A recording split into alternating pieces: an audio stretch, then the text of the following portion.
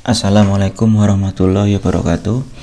Di video ini saya akan menjelaskan proses melakukan uji linearitas dengan menggunakan SPSS dan mengapa kita perlu melakukan uji linearitas itu.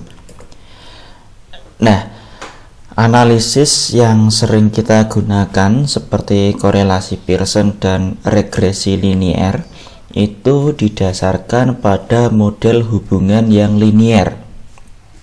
Tapi tidak semua hubungan itu linier. Linier itu artinya mengikuti garis lurus seperti ini. Contoh hubungan yang linier ini. Misalkan hubungan antara jumlah karyawan dengan pengeluaran untuk karyawan itu ya. Hubungannya linier. Semakin banyak karyawannya, pengeluaran untuk karyawan juga semakin besar.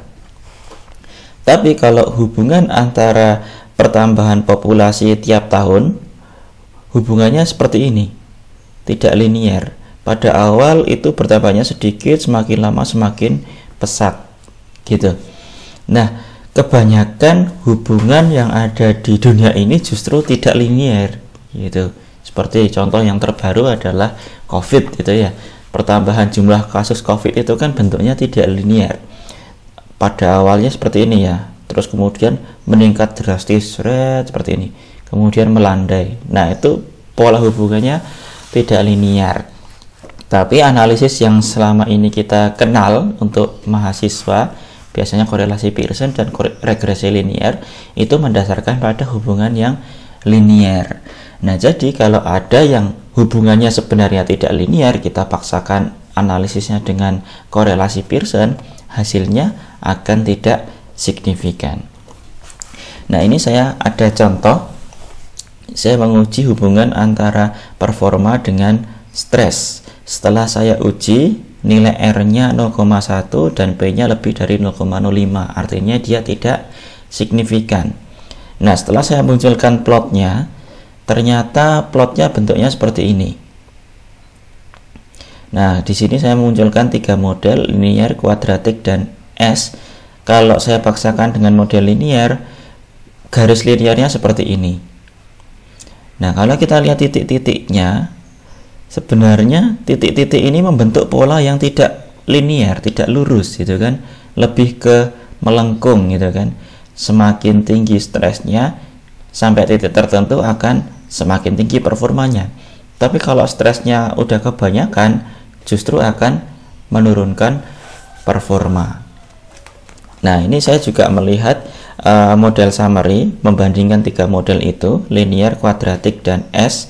Ternyata yang paling baik untuk menjelaskan hubungan ini adalah model kuadratik. Sementara model linier hanya 0,011 R-square-nya. Gitu. Nah, ketika saya uji korelasi, dia tidak signifikan. Nah, ketika saya uji linearitas, kita lihat di sini ada 2 parameter untuk menentukan hubungan linier atau tidak. Yang pertama dari linearity. Linearity ini menunjukkan apakah model linier mampu bekerja dengan baik dengan data kita. Atau gampangannya, linearity ini menunjukkan garisnya ini.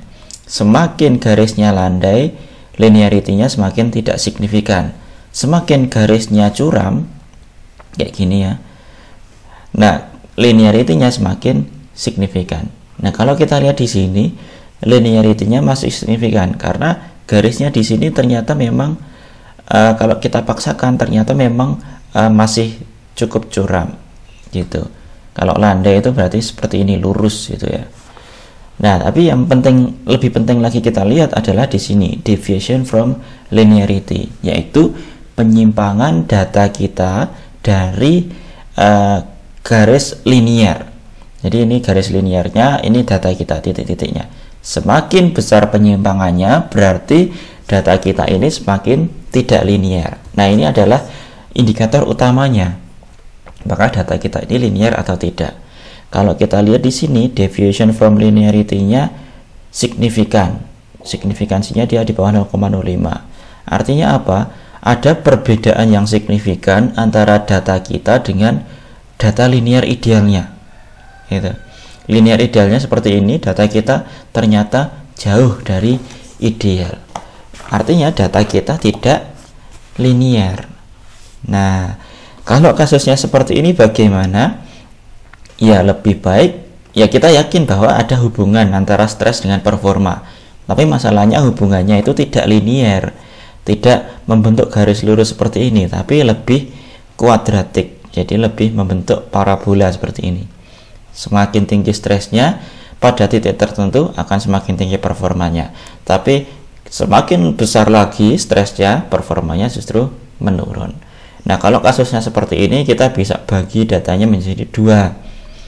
Misalkan titik puncaknya di sini ya, kita potong datanya di sini, ini dianalisis sendiri, ini dianalisis sendiri. Nah, oke, sekarang kita akan tunjukkan cara uji linearitas di SPSS. Jadi misalkan ini datanya masih data yang sama, nanti bisa di-download, linknya ada di deskripsi. Saya mau menguji hubungan antara IQ dengan prestasi menggunakan korelasi Pearson.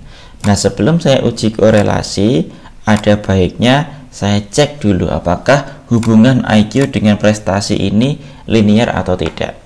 Nah, caranya klik di sini analyze, compare means, kemudian mean.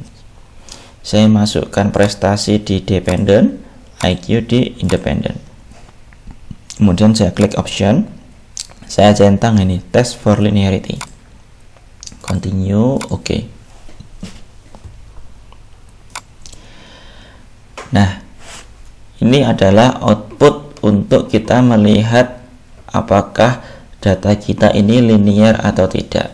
Nah, kalau kita lihat di sini, deviation from linearity signifikansinya 0,49, artinya dia lebih dari 0,05. Berarti penyimpangan dari linearitas itu tidak signifikan. Nah, kalau penyimpangan dari linear idealnya tidak signifikan, berarti model kita atau data kita linear.